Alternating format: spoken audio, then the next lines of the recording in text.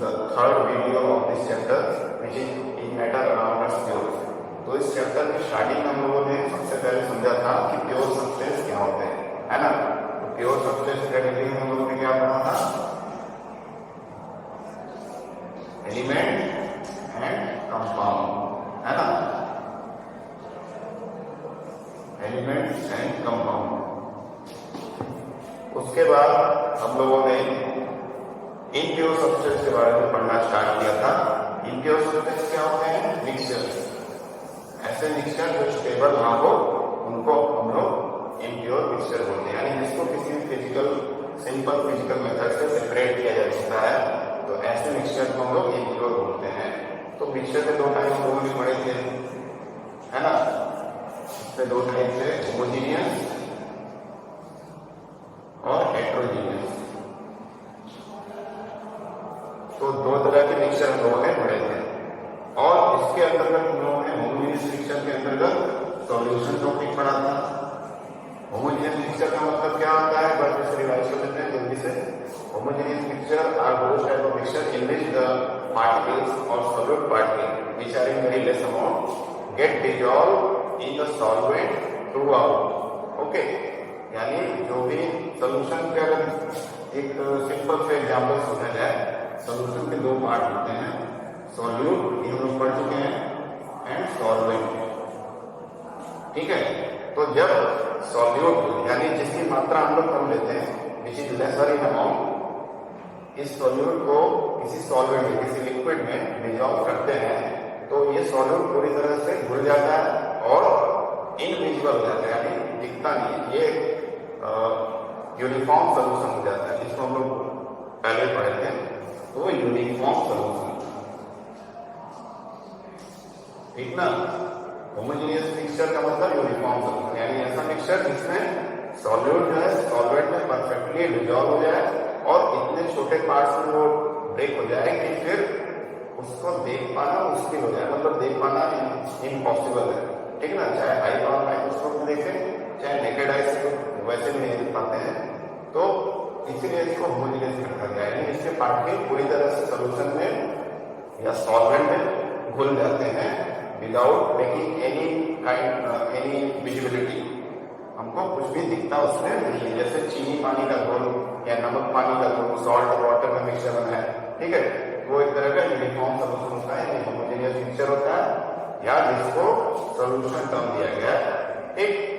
इसमें कंपोनेंट में क्या होगा, नमक पानी लेंगे तो नमक हमारा सॉल्यूट होगा कम अमाउंट पे, और वाटर हमारा सॉल्वेंट होगा ज्यादा अमाउंट में, ठीक।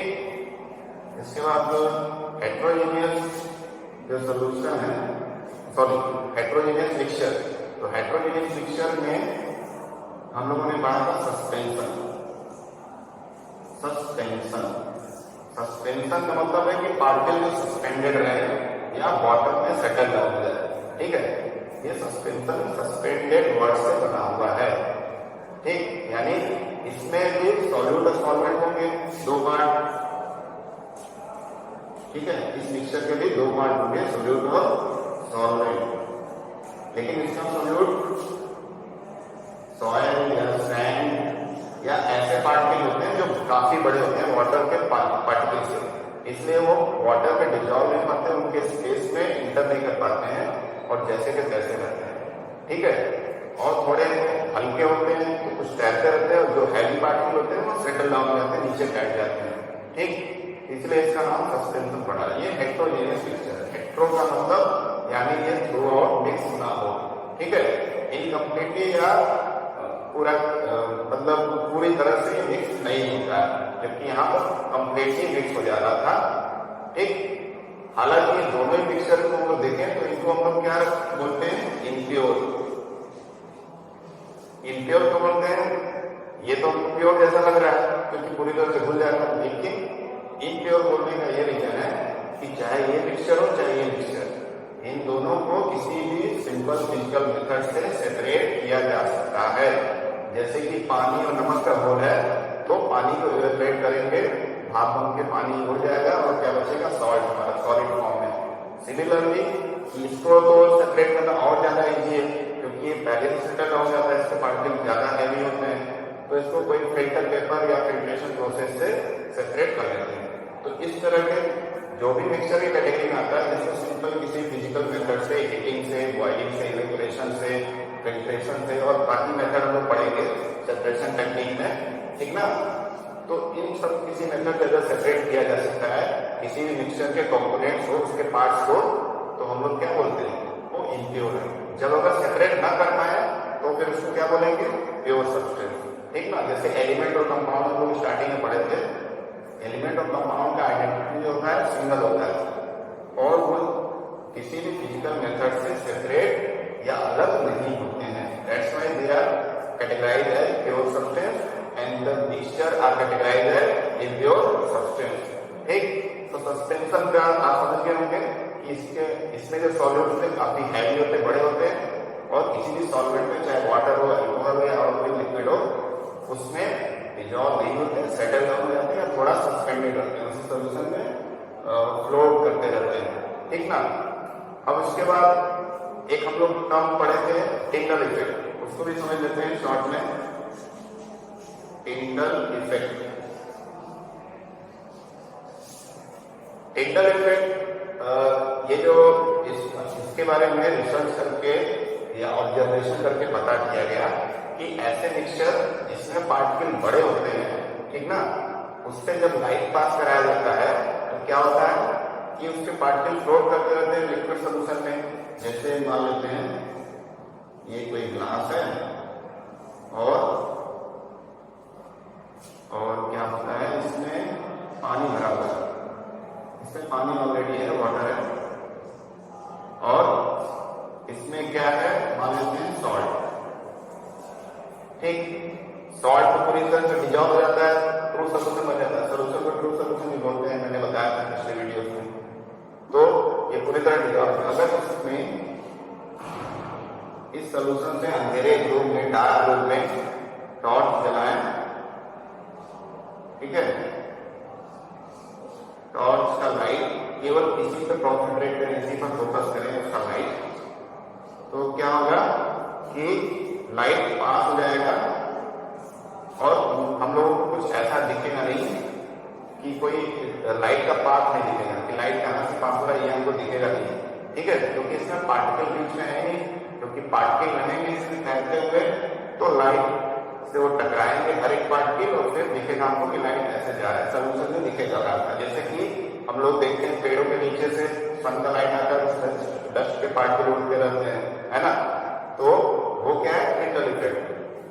यहाँ पर ट्रू सोल्यूशन में ऐसा नहीं होता है ना। जैसे खिड़कियों वगैरह में भी हम घर की खिड़कियों से सनलाइट या कोई रोशनी आती है तो उसमें पार्टिकल दिखते रहते हैं, तो दैट इज टिंडल इफेक्ट। और टिंडल इफेक्ट तभी पॉसिबल है जब मिक्सचर है वो हेट्रोजीनियस, ठीक ना। हेट्रोजीनियस मिक्सचर के पार्टिकल बड़े होते हैं काफी, तो उससे लाइट हर एक पार्टिकल में लाखों करोड़ों पार्टिकल होते हैं, थाउजेंड मिलियंस में, तो उससे जब लाइट टकराता है तो रास्ता जो है चमक जाता है, तो हमको दिखता है कि लाइट ऐसे पास हो रहा है, ठीक। तो यहाँ पर कोई भी टिंडल इफेक्ट शो नहीं होगा ट्रू सोल्यूशन केस में। लेकिन इसी की जगह पे अगर हम लोग क्या किया जाए कि टॉर्च ले लिए और ग्लास में क्या करते हैं कि ग्लास में ले लेते हैं वो सैंड, ठीक है ना, वाटर तो है ही इसमें और साथ में क्या है, सैंड है, ठीक है, सैंड बालू, तो सैंड इसमें डाल दिए, है ना। तो सैंड डालने के बाद क्या होगा कि इसके सैंड के पार्टिकल बड़े बड़े रहेंगे, इसमें फ्लोट करेंगे, तो इससे लाइट के पास होगा, लाइट के पास होगा यहाँ से, तो दिखेगा कि ऐसे लाइट जा रहा है, क्योंकि यहाँ पे जितने पार्टिकल आएंगे वो चमक उठेंगे उस टॉर्च की लाइट के। कोई भी लाइट का सोर्स आप यूज कर रहे हैं, मोबाइल का टॉर्च यूज कर रहे हैं, ठीक है। तो scattering of light from after striking the light with the particle of the heterogeneous mixture is known as Tyndall effect, ठीक है ना। यानी लाइट पास हो रहा है, ठीक है, लाइट का मोशन स्ट्रेट पाथ में चलता है, हमेशा रेक्टिलिनियर मोशन होता है और बीच में पार्टिकल आता है, इसके हेटेरोजेनियस मिक्सचर, होमोजेनियस के नहीं, क्योंकि उसके पार्टिकल बहुत छोटे हैं। तो इसके हेटेरोजेनियस मिक्सचर के पार्टिकल बड़े होते हैं, सिक्स लाइट में जाएगा, हर एक पार्टिकल से लाइट में जाएगा, तो वहां का रास्ता चमक उठेगा और इसी को बोलते हैं scattering process. Scattering process, the scattering of light after striking with the particles of the mixture is called Tyndall effect, and we can see the clear path of the light. ठीक, तो यहाँ पर Tyndall effect शो होगा heterogeneous mixture के case में। ठीक, हाँ, तो अभी हम लोगों ने क्या पढ़ा, पुराना रिवीजन कर रहे थे हम लोग। एक और टॉपिक को हम लोग फिर से रिवाइज कर लेते हैं, ठीक है ना, ताकि आपको प्रॉब्लम ना हो। कॉन्सेंट्रेशन, कॉन्सेंट्रेशन, इसको भी हिंदी में सांद्रता बोलते हैं। ठीक, सांद्रता का मतलब क्या होता है कि किसी भी मिक्सचर में, कोई होमोजेनियस मिक्सचर हो या हेटेरोजेनियस मिक्सचर हो, उसमें क्या होता है कि कितनी मात्रा में उसमें सॉल्यूट है और कितनी मात्रा में सॉल्वेंट है, उनका परसेंटेज देखना पड़ता है। मेनली सॉल्यूट, ठीक है, सॉल्वेंट में कितनी मात्रा में कितना अमाउंट में सॉल्यूट है, उसी के परसेंटेज को पता करने के लिए हम लोग कॉन्सेंट्रेशन का एक फार्मूला यूज करते हैं, जिसके बेसिस पे हम लोग बता सकते हैं कि किस सॉल्यूशन का कॉन्सेंट्रेशन ज्यादा है और किस सॉल्यूशन का कॉन्सेंट्रेशन कम है। ठीक ना, अब इसका एक सिंपल सा फार्मूला है कॉन्सेंट्रेशन, इसको शॉर्ट में ऐसे लिख सकते हैं, concentration is equal to mass of solute upon mass of solution into 100। ये सिंपल सा एक फार्मूला है किसी भी मिक्सचर के कॉन्सेंट्रेशन को निकालने का परसेंटेज है। ठीक, अब इस फार्मूले को कई फॉर्म में लिख सकते हैं, जैसा मैंने पिछले वीडियो में बताया था कि ये जो फार्मूला है मास के रूप में, सॉल्यूट को भी मास के रूप में ले रहे हैं और सॉल्यूशन में क्या आएगा, सॉल्यूट प्लस सॉल्वेंट दोनों मिक्स होंगे, है ना। सॉल्यूशन का मतलब क्या होता है, solution is equal to solute plus solvent. ठीक है, दोनों का वेट जोड़ेंगे तो मास ऑफ सॉल्यूशन होगा, और यहाँ पे मास ऑफ सॉल्यूट, सॉल्यूट का मास अपॉन में टोटल मास इनटू 100। अब यहाँ दोनों चीजें मास में लेनी है, यानी वेट उनका लिया गया है। ठीक, तो ये फार्मूला क्या हो गया, वेट बाई वेट परसेंटेज। ठीक है, यानी ये कॉन्सेंट्रेशन किससे निकलेगा, वेट बाई वेट परसेंटेज, क्योंकि यहाँ दोनों चीज को वेट में लिया जा रहा है, ग्राम में या किलोग्राम में, जैसा कंडीशन हो उसके अकॉर्डिंग। दूसरा कॉन्सेंट्रेशन को रिप्रेजेंट किया जा सकता है, डिपेंड करता है कि हमारा जो सॉल्यूट या सॉल्वेंट है किस फॉर्म में, किस स्टेट में, सॉलिड स्टेट में है, लिक्विड में है या गैस में। जैसे अगर लिक्विड के फॉर्म में है, जैसे हम लोग ऑयल या नींबू के जूस को, लेमन जूस को वाटर में मिक्स करते हैं, तो लेमन जूस तो लिक्विड फॉर्म में है, तो उसको हम लोग ml में नापेंगे, मिलीलीटर या लीटर में। ठीक, तो वहां पर हमारा सॉल्यूट जो लेमन जूस होगा पानी में डालने, लेमन जूस का मात्रा कम है और पानी का मात्रा ज्यादा। ठीक, तो दोनों ही वहां पर लिक्विड फॉर्म है, तो वहां पर वॉल्यूम बाय वॉल्यूम परसेंटेज का फार्मूला लगेगा, यानी ये फार्मूला क्या हो जाएगा, वॉल्यूम ऑफ सॉल्यूट, सॉल्यूट यानी जो मात्रा में कम होता है सॉल्यूशन में या किसी मिक्सचर में, ऑन वॉल्यूम ऑफ सॉल्यूशन, है ना, इनटू 100 परसेंटेज में एक्सप्रेस हो जाएगा। तीसरा जो कॉन्सेंट्रेशन को रिप्रेजेंट किया जा सकता है या इसको दिखाया जा सकता है, वो किस फॉर्म में है, मास अपॉन वॉल्यूम, यानी सॉल्यूट को मास वेट में लेंगे, सॉलिड फॉर्म में होता है, जैसे चीनी को पानी में घोल दिए तो चीनी को ग्राम में नापेंगे, और पानी जो हमारा लिक्विड फॉर्म है उसको ml या लीटर में नापेंगे। तो उसके लिए क्या होगा, W अपॉन V परसेंटेज। ठीक है, इसके लिए फार्मूला किस तरह का बन जाएगा, ये बेसिक यही फार्मूला है, थोड़ा सा चेंजेस हो रहा है कि कहीं पे उसको वॉल्यूम में ले रहे हैं सॉल्यूट और सॉल्यूशन को, कहीं पे उसको दोनों को वेट में ले रहे हैं, और कहीं पर सॉल्यूट को वेट में ले रहे हैं और सॉल्वेंट को या सॉल्यूशन को वॉल्यूम में ले रहे हैं। तो इसको हो जाएगा mass of solute upon volume of solution into 100, ठीक ना। तो ये 3 फार्मूले बनते हैं कॉन्सेंट्रेशन के, weight by weight percent, volume by volume percent और वेट अपॉन वॉल्यूम परसेंट, ठीक। तो इन किसी भी फार्मूले से हम लोग किसी भी मिक्सचर का कॉन्सेंट्रेशन पता कर सकते हैं, ठीक। जिसमें परसेंटेज ज्यादा आएगा यानी उसमें सॉल्यूट की मात्रा ज्यादा है, वो कॉन्सेंट्रेटेड उसको बोला जाएगा। क्या बोला जाएगा? कॉन्सेंट्रेटेड मिक्सचर या सोल्यूशन, ठीक ना, मिक्सचर या फिर सोल्यूशन। और जिसमें सॉल्यूट का परसेंटेज बहुत कम रहेगा उसको हम लोग क्या बोलेंगे? डाइल्यूट मिक्सचर और सॉल्यूशन, ठीक। तो ये इसकी हेल्प से हम लोग किसी मिक्सचर या सॉल्यूशन का कॉन्सेंट्रेशन बता सकते हैं कि कितना कॉन्सेंट्रेटेड वो है या कितना डाइल्यूटेड है। तो ये सब हम लोगों ने रिवाइज कर लिया। अब आते हैं नेक्स्ट टॉपिक पे,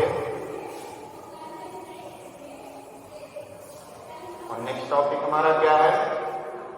कोलॉइडल सॉल्यूशन, ठीक। कोलॉइड, इसको कोलॉइड भी बोलते हैं, कोलॉइडल सॉल्यूशन, कोलॉइडल सॉल्यूशन है ना। तो कोलॉइडल सॉल्यूशन आपको देखने में कैसा लगेगा? ये देखने में आपको एक तरह से लगेगा कि ये होमोजेनियस मिक्सचर है, लेकिन एक्चुअली में ये हेट्रोजेनियस होता है। जैसे कि मिल्क, दूध आप देखते होंगे तो कंप्लीटली मिक्स व्हाइट कलर का दिखता है लिक्विड, है ना, या पानी में दूध को मिला देंगे तो पूरा मिक्स हो जाता है, ऐसा देखने में लगता है। लेकिन एक्चुअली में क्या होता है कि मिल्क जो है बहुत सारे कंपोनेंट का मिक्सचर है ना। उसमें प्रोटीन, बहुत सारे मिनरल, कैल्शियम, फास्फोरस और सारे विटामिन, फैट, ये बहुत सारी चीजें मिक्स हैं और वो कभी कंप्लीटली मिक्स नहीं होती। हालांकि मैक्सिमम उसके पोर्शन जो है मिक्स दिखाई पड़ते हैं व्हाइट कलर की वजह से। वो व्हाइट कलर क्यों होता है? उसमें कैसीन प्रोटीन होता है, इस वजह से। दूध में सफेद कलर कैसे आता है? कैसीन प्रोटीन जो होता है उसकी वजह से, और साथ में कैल्शियम की मात्रा भी ज्यादा होती है। तो उसकी वजह से हम लोग कंफ्यूज हो जाते हैं कि अरे ये तो पूरा परफेक्टली मिक्स है, तो ये क्या होगा? प्योर सोल्यूशन, ट्रू सोल्यूशन होगा। लेकिन ये ट्रू सोल्यूशन या होमोजेनियस मिक्सचर नहीं होता है। ये कैसा मिक्सचर होता है? हेट्रोजीनियस। सस्पेंशन, ठीक है। और इन बिटवीन दीज टू क्या होता है? Colloidal solution. इसका अर्थ ये है कि जो कोलॉइडल सॉल्यूशन के पार्टिकल्स होते हैं, इसके छोटे छोटे पार्टिकल्स होते हैं, वो ट्रू सॉल्यूशन से काफी बड़े होते हैं। ट्रू सॉल्यूशन में तो दिखते नहीं है, चाहे हाई पावर माइक्रोस्कोप यूज किया जाए या कुछ भी, है ना।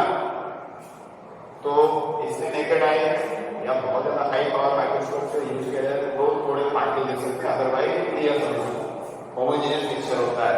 जबकि सस्पेंशन में क्या होता है कि सस्पेंशन जो है वो हेट्रोजेनियस, इसमें पार्टिकल काफी बड़े होते हैं और सेटल डाउन हो जाते हैं, नीचे बैठ जाते हैं।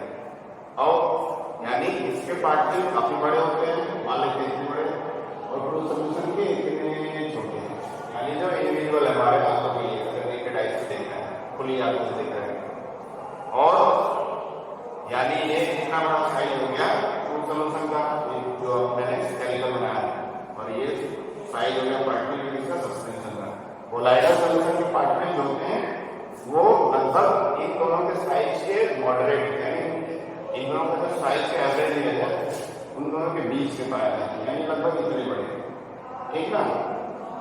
कह सकते हैं समझने के लिए, हालांकि कोलॉइडल पार्टिकल भी जल्दी दिखते नहीं, ठीक। यानी ट्रू सॉल्यूशन से इसके पार्टिकल बड़े होते हैं कोलॉइडल के, लेकिन सस्पेंशन से काफी छोटे होते हैं, ठीक है। इससे इसके पार्टिकल जो है सेटल डाउन नहीं होते, बैठते नहीं, उसी सॉल्यूशन में मिक्स रहते हैं या सस्पेंडेड रहते हैं, यानी फ्लोट करते रहते हैं लिक्विड मीडियम में, तो हमको लगता है ये ट्रू सोल्यूशन है। They appear to be like true solution but actually they are not true solution, they are a heterogeneous mixture. Colloidal solution क्या है? हेटेरोजेनियस मिक्सचर है, लेकिन इनके पार्टिकल का साइज सस्पेंशन के पार्टिकल से काफी छोटा है, इसलिए ये सस्पेंडेड रहते हैं, सोल्यूशन में फ्लोट करते रहते हैं और सेटल डाउन नहीं होते, इतने हैवी नहीं होते हैं। ठीक है, तो ये हो गया।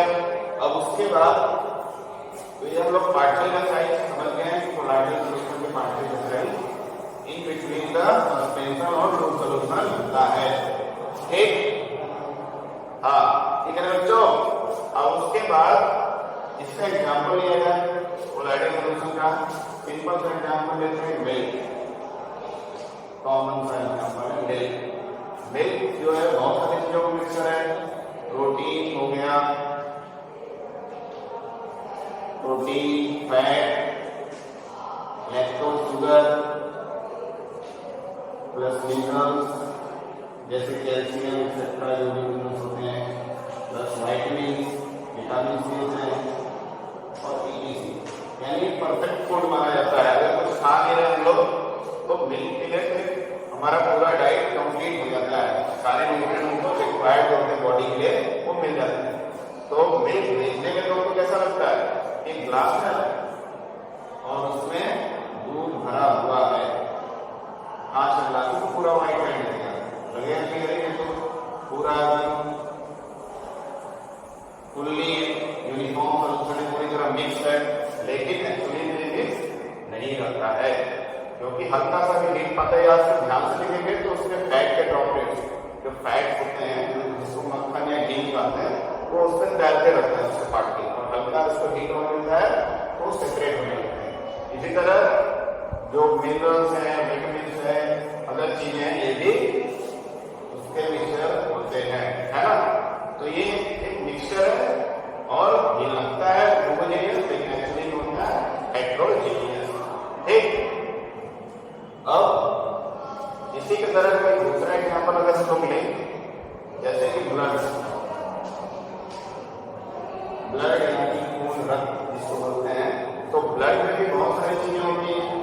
लगभग 97% के आसपास वाटर होता है, ठीक है, 97% वाटर होता है, प्लस अप्रॉक्सीमेटली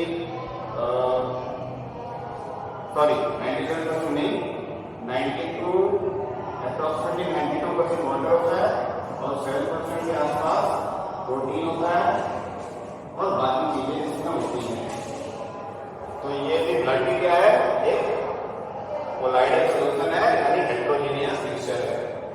ब्लड आगे भी देखने लगेगा रेड रेड है, रेड कलर का सोल्यूशन है, एकदम होमोजेनियस जैसा दिखता है, लेकिन उसके सारे कंपोनेंट जो होते हैं परफेक्टली मिक्स नहीं होते, बस उसके पार्टिकल में छोटे सब्सटेंसेस से लगता है कि वो मिक्स है। ठीक, तो ये कोलाइडल सोल्यूशन हो गया। अब हम लोग टिंगल इफेक्ट को समझ लेते हैं। जो टिंगल इफेक्ट है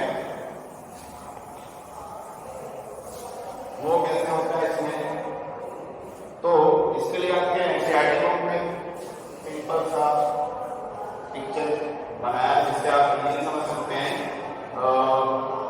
डॉट पहले बना देते हैं, सिंपल सा रफ डायग्राम, ठीक है। तो ये डॉट बना लिए हम लोग, लाइट प्रोड्यूस कर रहा है, ठीक है। अब यहाँ पे दो ग्लासेस रख लेते हैं, कांच की ग्लासेस, ट्रांसपेरेंट ग्लासेस, एक ग्लास यहाँ एक उसके बगल में, ठीक है। दोनों कांच की ग्लासेस हैं और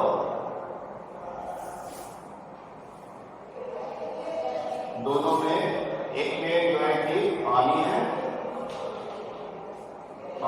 साथ में क्या है, कोई भी क्रिस्टल बना लेते हैं, सॉल्ट या शुगर या कॉपर सल्फेट आपको बुक में दिया है, कॉपर सल्फेट .5H2O, ठीक है। कॉपर सल्फेट .5H2O इसका पूरा फार्मूला है, इसको ब्लू विट्रॉल भी बोलते हैं।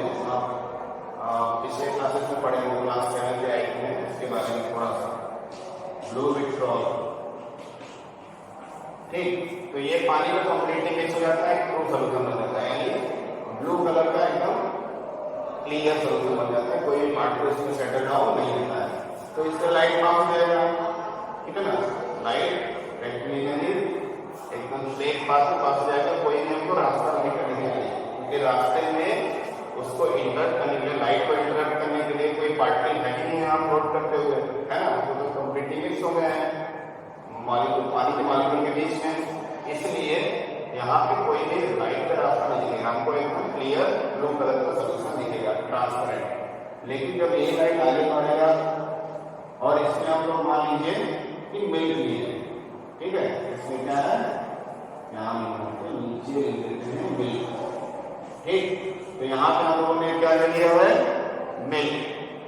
अब मिल्क जो होता है व्हाइट कलर का होगा, व्हाइट कलर का लिक्विड, तो इससे जो लाइट पास होगा, ये लाइट यहाँ से ट्रांसपेरेंट मीडियम से निकल गया, बिना फ्लक्चुएट में, बिना स्कैटर्ड फैले हुए, यहाँ पे जैसे जाएगा फिर उसका पाथ भी निकलेगा, है ना, यहाँ पे पार्टिकल जहाँ से लाइट जा रहा है, इसके ऊपर गुजर रहा है, वहां पे लाइट स्ट्राइक करेगा, पार्टिकल जो सस्पेंडेड है, इसमें फ्लोट कर रहे हैं, उससे टकराएगा तो वो रास्ता चमक उठेगा, एक कोन ऑफ लाइट दिखेगा, कोन ऑफ लाइट, ठीक है। इसी कोन ऑफ लाइट को कोन जैसा शेप बन जाता है, ठीक है, कुछ ऐसा शेप बन जाता है, लाइट का निकलते हुए दिखता है, जैसे कि खिड़की वगैरह में दिखता है लाइट आते हुए, तो उसी को हम लोग स्कैटरिंग ऑफ लाइट बोलते हैं, स्कैटरिंग ऑफ लाइट, ठीक है, और इसी को टिंडल इफेक्ट बोला जाता है, ठीक।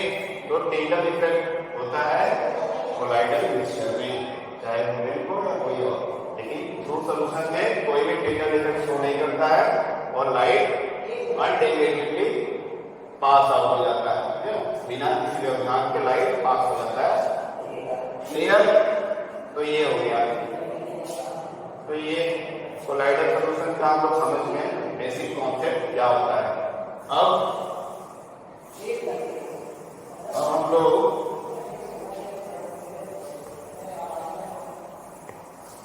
पढ़ेंगे कोलाइडल सोल्यूशन के टाइप, सॉरी कंपोनेंट, इसके मेरे कंपोनेंट क्या है, जैसे सोल्यूशन के दो पार्ट्स होते हैं, सॉल्यूट और सॉल्वेंट, उसी तरह इसके भी दो कंपोनेंट्स होते हैं।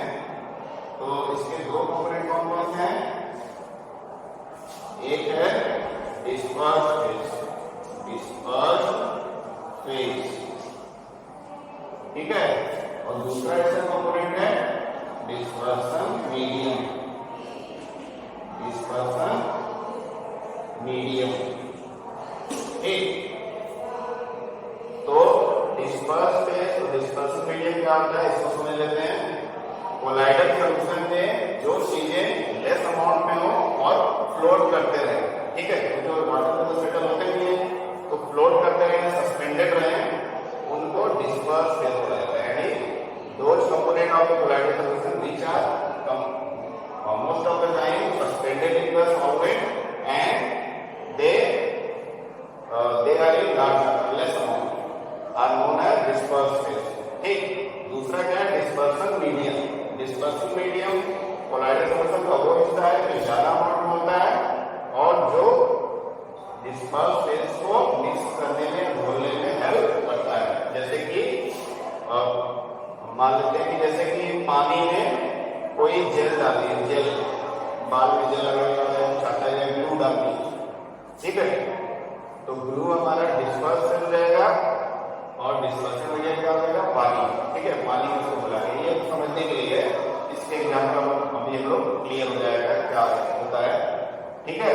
तो कोलाइडल सोल्यूशन के दो कंपोनेंट हैं, दो हिस्से होते हैं, एक डिस्पर्स फेज जो छोटे मात्रा में, कम मात्रा में पार्टिकल होते हैं जो फ्लोट करते रहते हैं, और दूसरा है डिस्पर्सन मीडियम, ठीक है, जो ज्यादा मात्रा में और डिस्पर्स फेज को घोलने का काम करता है, जैसे कि ट्रू सोल्यूशन में सॉल्ट हमारा सॉल्यूट होता है, उसको घोलकर वाले पानी, है ना, उसी तरह का यहाँ है, इनके नाम थोड़े से डिफरेंट हो गए।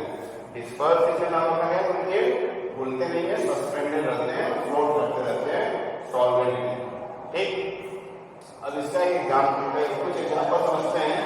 जैसे पहला एग्जाम्पल, अगर मान लीजिए डिस्पर्स इज सॉलिड है और डिस्पर्सन मीडियम गैस है, इसको ध्यान से समझिए, बहुत ही इजी है। डिस्पर्स फेज यानी जो कम मात्रा में है और उड़ रहा है, ठीक है, उड़ रहा है, फ्लोट कर रहा है, चाहे वो गैस है। और किसमें फ्लोट कर रहा है? गैस में। गैस का मात्रा ज्यादा है और सॉलिड का मात्रा कम है, ठीक ना। यानी गैस में कोई एयर है या कुछ है, उसमें सॉलिड पार्टिकल उड़ रहा है, तो ये इस तरह के कोलाइड का एग्जांपल होगा स्मोक का, ठीक ना, स्मोक। और इसका टाइप क्या हो जाएगा? एरोसोल। एरोसोल इसका नाम है। एरोसोल क्यों बोला गया इसको? क्योंकि ये हवा में कोलाइडल सॉल्यूशन बन रहा है ना, जहां पे एयर ज्यादा है, हवा ज्यादा है, गैस ज्यादा है और सॉलिड कम है, तो इसका एग्जांपल क्या होगा? स्मोक, धुआं। अब दूसरा देखते हैं, जैसे कि मिल्क का ले लेते हैं, मिल्क ले लेते हैं। मिल्क का तो मैंने पहले नाम बता दिया, जैसे कि ऑयल और वाटर, ठीक है, ऑयल वाटर। डिस्पर्स फेज क्या है? ऑयल, और डिस्पर्सिव मीडियम क्या है? वाटर। यानी तेल जो है तैर रहा है इसमें, पानी में, और इसको हम कोरिलेट कर सकते हैं इससे, मिल्क से, क्योंकि मिल्क में भी most of the part water होता है, बाकी न्यूट्रिएंट होते हैं थोड़ी थोड़ी मात्रा में। तो ये एक तरह से वाटर का एग्जाम्पल, मिल्क का एग्जाम्पल हो गया।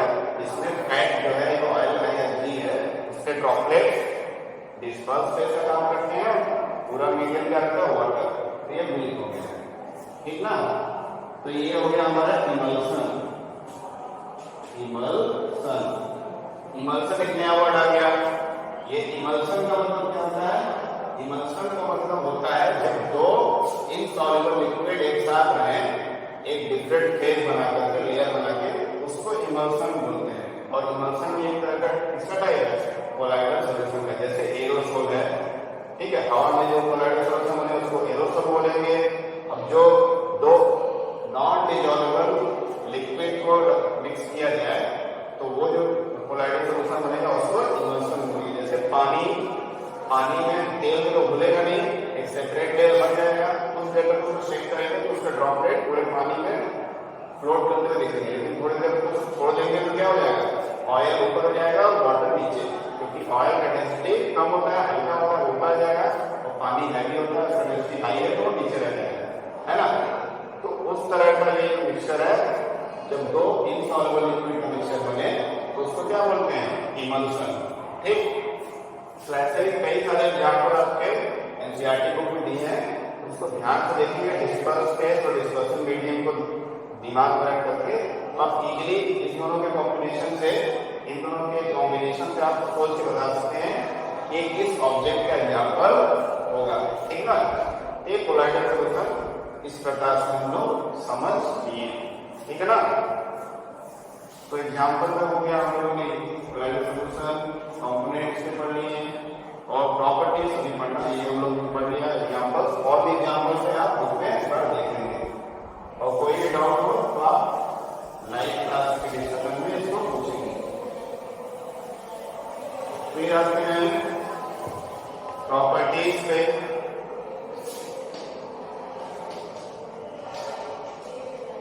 प्रॉपर्टीज ऑफ कोलाइडल सॉल्यूशन, ठीक है, प्रॉपर्टीज ऑफ कोलाइडल सॉल्यूशन। तो अभी जो हम लोगों ने चीजें डिस्कस की उसी के बेसिस पे क्या बोल सकते हैं कि कोलाइडल सॉल्यूशन क्या होता है? हेटेरोजेनियस होता है ना। इसके पार्टिकल कंप्लीटली मिक्स नहीं होते, although they look like they are mixed. दूसरा क्या था कि इसके पार्टिकल का साइज क्या था? सस्पेंशन से कम छोटा था और ट्रू सॉल्यूशन से बड़ा, ठीक ना। तो पार्टिकल साइज जो इसके सॉल्यूट पार्टिकल उसकी बात हुई है, particle size is in between solution and suspension, ठीक ना, ये हम लोगों ने समझा। देन तीसरा प्रॉपर्टी क्या है, तीसरी प्रॉपर्टी हम लोग देखेंगे एंगल इफेक्ट, ठीक है, scattering of light. Scattering of light का समझा था, scattering of light that is angle effect, that is angle effect, okay. तो ये एंगल इफेक्ट में हम समझिए कि लाइट स्कैटर होता है, ठीक, लाइट स्कैटर होता है, टकरा के पार्टिकल से एक रास्ता जाता है, दिखता है, लाइट का पूरा क्लियर पाथ दिखता है ना, तो उसको एंगल इफेक्ट बोलते हैं। ये भी इसमें क्लियरली विजिबल होता है, ठीक। और इसकी क्या प्रॉपर्टी हो सकती है, इसके दो कंपोनेंट होते हैं, डिस्पर्स फेज, डिस्पर्स फेज जो लेस अमाउंट में है, जो लेस अमाउंट में होता है और सस्पेंडेड रहता है, यानी तैरता रहता है या फ्लोट करता रहता है। और दूसरा कंपोनेंट क्या होता है, डिस्पर्सन मीडियम, डिस्पर्सन मीडियम जो ज्यादा अमाउंट में होता है, जिसमें डिस्पर्स फेज हमारा घुलता है या मिक्स होता है इनकम्प्लीटली, ठीक ना, फ्लोट करता रहता है इस तरह से। तो ऐसे ही कुछ कॉमन सी प्रॉपर्टीज हम लोगों ने कोलाइडल सॉल्यूशन की समझ ली, ठीक है ना। तो आई होप आपको एक क्लियर कट आइडिया मिल गया होगा कोलाइडल सॉल्यूशन क्या होते हैं और उसके क्या कंपोनेंट है, उसकी क्या प्रॉपर्टीज है।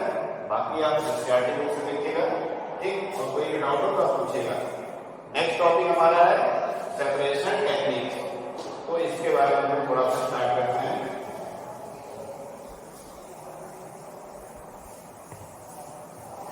सेपरेशन टेक्निक ये आपका इस चैप्टर का नेक्स्ट हाफ पार्ट है।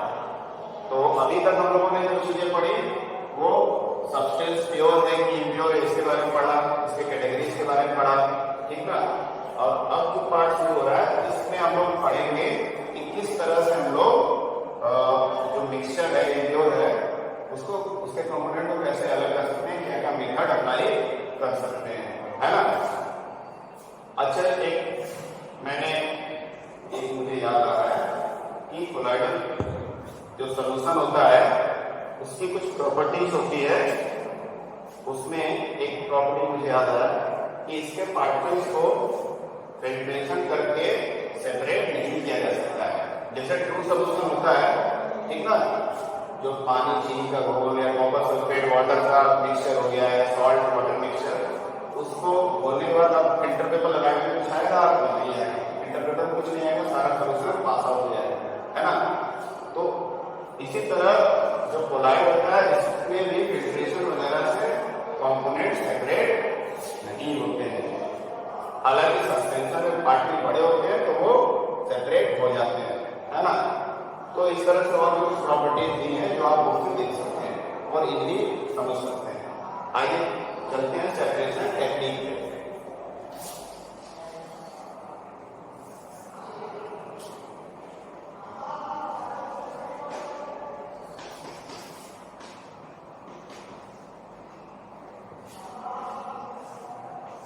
सेपरेशन टेक्निक यानी कि जो मिक्सचर हमको मिलेगा कोई भी सॉल्यूशन का, उसको किस किस सिंपल से फिजिकल मेथड से सेपरेट कर सकते हैं, उसके कंपोनेंट को अलग कर सकते हैं, ठीक ना। तो उसके बारे में पढ़ेंगे। सबसे पहला जो मेथड दिया है वो है इवेपोरेशन मेथड। कौन सा मेथड? इवेपोरेशन मेथड, जिसको आप क्लास 6 से और उससे पहले से पढ़ते आ रहे हैं। इवेपोरेशन मेथड या इवेपोरेशन टेक्निक यानी जब दो मिक्सचर, मतलब एक कोई मिक्सचर है उसमें से किसी एक कंपोनेंट को हम लोग को निकालना है, सेपरेट करना है और या अलग करना है, उसके लिए क्या करेंगे, उसका इवेपोरेशन करेंगे उस मिक्सचर का, ठीक है। उसको हीट करेंगे, हीट देंगे, उसमें से कोई एक कंपोनेंट भाप बन के इवेपोरेट हो जाएगा, उसके पार्टिकल वेपराइज हो जाएंगे और दूसरा पार्टिकल हमको सॉलिड फॉर्म में मिल जाएगा। जैसा कि आपके बुक में दिया है इंक प्लस कोई भी इंक, जैसे पेन में आपका इंक होता है पेन में रिफिल और रिफिल के अंदर इंक होता है, तो उस इंक को निकाल लीजिए ब्लो करके इसी पेट्री डिश में, ठीक है। या पेट्री डिश रखा है केमिस्ट्री का साइज लैब में होता है, तो उस पेट्री डिश में मान लीजिए हम लोगों ने क्या किया, इसमें इंक निकाल लिया, ठीक है। ये इंक का लिक्विड फॉर्म में यहाँ एक पेन के रिफिल से निकाल लिया, और इसको हम लोगों ने फिर इसको क्या किया, नेक्स्ट स्टेप में क्या करेंगे, ये इंक है, इसको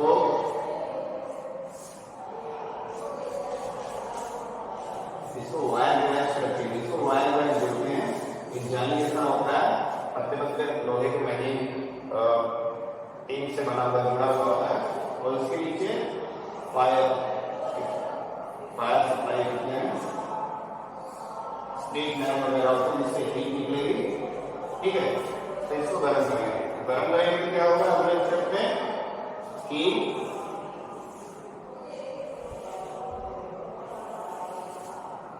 गर्म करेंगे तो क्या होगा कि इसको हीट करें तो वेपर के फॉर्म में इसमें जो भी लिक्विड है, वाटर है, वो इवेपोरेट होगा, और हमारा थोड़ा सा यहाँ पे सॉलिड ब्लू या जैसा आपका इंक है उस कलर का पाउडर बचेगा, ड्राई डाई जो कलरिंग एजेंट होता है, जो कलरफुल केमिकल होता है जिसकी वजह से कलर जनरेट होता है लिक्विड के इंक में, उसको डाई बोलते हैं, ठीक ना। तो जैसे ही इसको हीट करेंगे उसमें लिक्विड या जो भी केमिकल लिक्विड फॉर्म है वो इवेपोरेट हो जाएंगे, और जो सॉलिड फॉर्म बचेगा लास्ट में वो हमारा डाई होगा, जो कलर डाला गया था इंक बनाने के लिए। तो इस तरह से हम लोगों ने इंक के सॉल्यूशन में से, इंक के मिक्सचर में से डाई को अलग कर लिया, जो कलरिंग एजेंट कलरिंग केमिकल है ना, इवेपोरेशन मेथड से कर लिया। इवेपोरेशन मेथड का और भी एप्लीकेशन है, जैसे कि समुद्र के पानी से, सी वाटर या ओशियन वाटर से नमक को निकालना, है ना। ओशियन या सी वाटर को क्या करते हैं, इकट्ठा कर लेते हैं बड़े बड़े कंटेनर में फैले, जिसका जो एरिया होता है सरफेस एरिया काफी ज्यादा होना चाहिए ताकि इवेपोरेशन फास्ट हो, ठीक ना। तो बड़े बड़े बर्तनों में या बड़े बड़े घटों में इसको इकट्ठा कर लेते हैं। सनलाइट में क्या होता है, तो पानी जो है इवेपोरेट होकर ऊपर चला जाता है और बचता है सॉलिड फॉर्म में नमक। इस तरह से नमक को जो लोग निकालते हैं समुद्र के पानी से, वो भी इवेपोरेशन मेथड से निकालते हैं। ऐसे बहुत सारे एप्लीकेशन इस मेथड के, हम लोगों ने केवल दो इसको समझा, ठीक है ना। तो ये एक सिंपल सा सेपरेशन टेक्निक है, इवेपोरेशन मेथड पहला, क्लियर। अब आते हैं हम लोग सेकेंड मेथड पे। सेकेंड मेथड क्या है,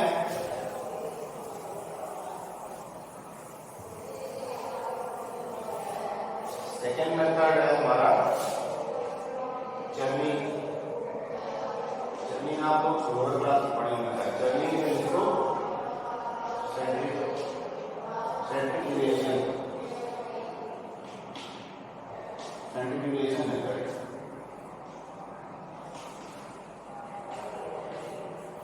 ठीक ना। सेंट्रीफ्यूगेशन मेथड जिसको बोलते हैं या जर्निंग बोलते हैं कॉमन लैंग्वेज में। साइंटिफिक वर्ड ये सेंट्रीफ्यूज करना, इससे उससे बना सेंट्रीफ्यूगेशन मेथड। तो इसमें क्या करते हैं, किसी चीज को सेंट्रीफ्यूज करते हैं, बहुत हाई स्पीड से रोटेट करते हैं, है ना। तो उससे क्या होता है कि हाई स्पीड से रोटेट करने पे उस जो भी लिक्विड है उसमें क्या है, एक सेंट्रीफ्यूगल फोर्स जनरेट होता है। कौन सा फोर्स, सेंट्रीफ्यूगल फोर्स, ठीक है। सेंट्रीफ्यूगल फोर्स क्या होता है, ये एक ऐसा फोर्स होता है जो सेंटर से दूर की तरफ होता है। मान लीजिए ये कोई कंटेनर है, इसका बॉटम का पोर्शन हम लोग देखते हैं नीचे का हिस्सा है, और यहाँ पर हम लोग जैसे दूध से मक्खन निकालते हैं वो इसी मेथड से निकालते हैं। तो मान लीजिए कोई कंटेनर है और घर में मम्मी लोग मत्ती है, एक सिंपल से इंस्ट्रूमेंट होता है उसके मत्ती को करते हैं। तो यहाँ सेंटर में मत्ती अटैच रहता है और उसको रोटेट करते हैं। यहाँ मिल्क है, यहाँ मिल्क रोटेट हो रहा है ना। एक मिनट इसको सिंपल, यहाँ एक सेंटर है, ये जो भी बर्तन रहेगा जिसमें मत्ती से मथा जाएगा दूध को, वो सेंटर में पोर्शन रहेगा, उसको मथा जाता है, तो सारी चीजें क्या हो जाती हैं, कैसे रोटेट करती है, बाहर की तरफ, सेंटर से बाहर की तरफ। सेंटर से बाहर की तरफ जो फोर्स लगता है उसको सेंट्रीफ्यूगल फोर्स बोलते हैं, ठीक ना। तो जब मथते हैं लोग दूध को या दही को, तो जो घी निकलता है या मक्खन निकलता है, घी या मक्खन में जो ऑर्गेनिक मैटर बहुत ज्यादा होता है, साथ में फैट बहुत ज्यादा होता है। तो फैट जो होता है पानी के कंपेरिजन में बहुत ज्यादा लेस डेंस होता है, यानी बहुत हल्का होता है। इसलिए वो सेंट्रीफ्यूज करते समय बाहर की तरफ किनारे इकट्ठा होने लगता है और तैरता रहता है। नीचे क्या बचा रहता है, पानी, जो मिल्क में पानी वाला पोर्शन रहता है, वाटर रहता है, वो नीचे रहता है, क्योंकि उसका डेंसिटी पानी में क्या है, हाई है। तो यही सेंट्रीफ्यूगेशन मेथड है, जिससे हम लोग चर्निंग करके या सेंट्रीफ्यूज करके बहुत सारी चीजों को सेपरेट कर सकते हैं। जो लेस डेंस चीज रहेगी, यानी हल्की चीज रहेगी, जो ऊपर तैरने लगेगी, सेंटर से दूर रहेगी, पत्ते लगेंगे, किनारे किनारे मक्खन इकट्ठा होगा, उसको निकाल के बाहर रखते हैं दूसरे कंटेनर में, है ना। या और कुछ भी कर सकते हैं। तो मैंने मक्खन का एग्जाम्पल दिया कि how to separate bean from milk by using this churning और सेंट्रीफ्यूगेशन मेथड, है ना। तो ये हो गया सेंट्रीफ्यूगेशन मेथड। और सेंट्रीफ्यूगेशन मेथड जो है इससे बहुत सारे और भी एप्लीकेशन है। ये तो मैंने छोटा सा एग्जाम्पल दिया, जैसे कि आप बहुत सारे आप लोगों के घर में वॉशिंग मशीन होगा, है ना। तो वॉशिंग मशीन जो काम करता है इसी मेथड पे काम करता है, चर्निंग या सेंट्रीफ्यूगेशन। वो भी कपड़ों को ऐसे रोटेट करता आप देखते होंगे, और सेंटर से दूर की तरफ धकेलता है, यानी सेंटर की तरफ सब इधर नहीं आ जाते हैं, जो मशीन का मिडिल पोर्शन होता है उसकी तरफ नहीं चिपकते, दूर की तरफ कपड़े जाते हैं। और उसी सेंट्रीफ्यूगेशन फोर्स से कपड़े साफ होते, गंदगी दूर होती जाती है उसमें से, ठीक ना। जो भी उसमें डर्ट है, पसीना है, जो भी, वो सेंट्रीफ्यूगल फोर्स की वजह से दूर हो जाती है और हमारे कपड़े साफ हो जाते हैं। लेकिन तो पानी में कपड़ा डालना तो इसमें डिटर्जेंट वगैरह भी डालना पड़ेगा, यदि तो पानी डालते कपड़ा साफ होंगे, ऐसा होना नहीं, है ना। तो वॉशिंग मशीन का भी जो बेसिक प्रिंसिपल है काम करने का, वो इसी फोर्स पे चर्निंग या सेंट्रीफ्यूगेशन मेथड पर, ठीक है। तो ये भी मिक्सचर को सेपरेट करने का मेथड हो गया, है ना। तो फिलहाल आज हम लोग इसी दो मेथड तक समझते हैं, बाकी के जो सेपरेशन टेक्निक है नेक्स्ट वीडियो में हम लोग समझेंगे, ठीक है। अब इसमें से कोई आपको डाउट हो तो आप ग्रुप में बताइएगा, जो भी डाउट है हम लोग उसको डिस्कस किया जाएगा। Okay, thank you.